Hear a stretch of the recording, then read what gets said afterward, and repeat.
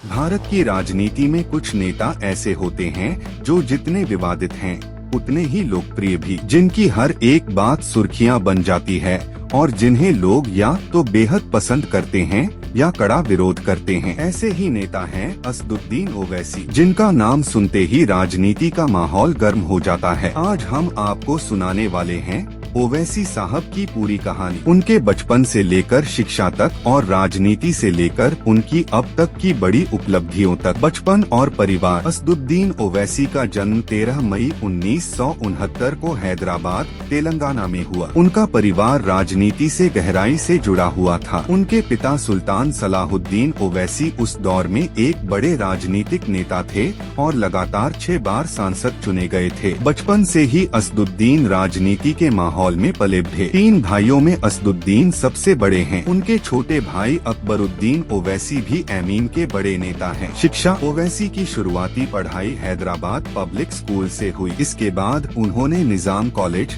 हैदराबाद से arts BA की degree हासिल की, लेकिन उनका सफर यहीं नहीं रुका। आगे की पढ़ाई के लिए वे लंदन चले गए। वहां उन्होंने मशहूर लिंकन्स इन लंदन से लॉ LLB की पढ़ाई पूरी की और एक बैरिस्टर बने। उनकी शिक्षा ने उन्हें राजनीति में मजबूत सोच और कानूनी समझ दी, जो बाद में उनके भाषणों और रणनीतियों में दिखाई दी। राजनीति में शुरुआत। असदुद्दीन ओवैसी ने राजनीति में कदम रखा 1994 में, जब वे पहली बार आंध्र प्रदेश विधानसभा के लिए चुने गए। इसके बाद उन्होंने एमीन को नई दिशा देने का काम शुरू किया। 2004 में वे पहली बार हैदराबाद लोकसभा सीट से सांसद बने और तब से लेकर आज तक लगातार जीतते आ रहे हैं। एमीन और ओवैसी का रोल। एमीन यानी ऑल इंडिया मजलिस-ए-इत्तेहादुल मुस्लिमीन पहले हैदराबाद तक सीमित थी, लेकिन असदुद्दीन ओवैसी ने इसे पूरे भारत में फैलाने का काम किया। उनके नेतृत्व में पार्टी ने महाराष्ट्र, बिहार, उत्तर प्रदेश और झारखंड में चुनाव लड़े और कई जगह जीत भी हासिल की। आज एमीन को एक नेशनल लेवल की पार्टी बनाने का श्रेय ओवैसी को ही जाता है। ओवैसी की सबसे बड़ी ताकत है उनकी भाषण शैली। वे मंच पर हो या संसद में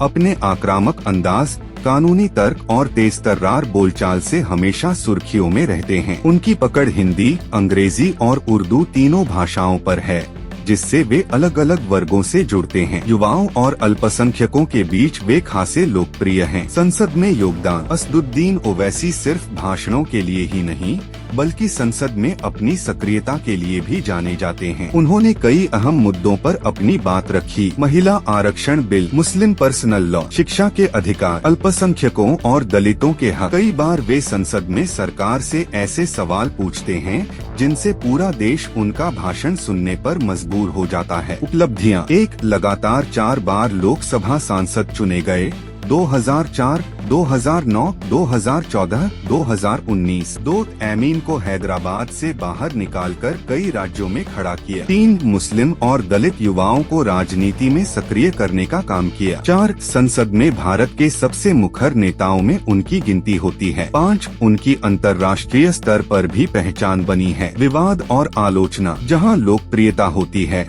वहाँ विवाद भी होते हैं। ओवैसी को कई बार ध्रुवीकरण की राजनीति करने वाला कहा गया। उनके भाषणों को लेकर विरोधियों ने उन पर देश को बांटने के आरोप लगाए, लेकिन ओवैसी हमेशा कहते हैं, मैं सिर्फ संविधान के दायरे में रहकर हक की आवाज उठाता हूँ। वर्तमान और भविष्य। आज असदुद्दीन ओवैसी सिर्फ हैदराबाद ही नहीं बल्कि पूरे भारत की राजनीति में एक बड़ा नाम है। उनकी पार्टी धीरे धीरे उत्तर भारत और पश्चिम भारत में भी अपनी पकड़ बना रही है। कई राजनीतिक विशेषज्ञ मानते हैं कि आने वाले समय में एमीन भारतीय राजनीति में और भी बड़ा रोल निभा सकती है। तो दोस्तों, यह थी कहानी असदुद्दीन ओवैसी की, एक बैरिस्टर से लेकर भारत की संसद तक का सफर। एक ऐसे नेता की जो विवादों में रहते हैं लेकिन हमेशा चर्चा के केंद्र में बने रहते हैं। अब सवाल आपसे, क्या आपको लगता है कि असदुद्दीन ओवैसी आने वाले समय में भारतीय राजनीति में और बड़ा रोल निभाएंगे? अपनी राय हमें कमेंट करके जरूर बताइए। अगर आपको यह वीडियो पसंद आया तो इसे लाइक कीजिए। दोस्त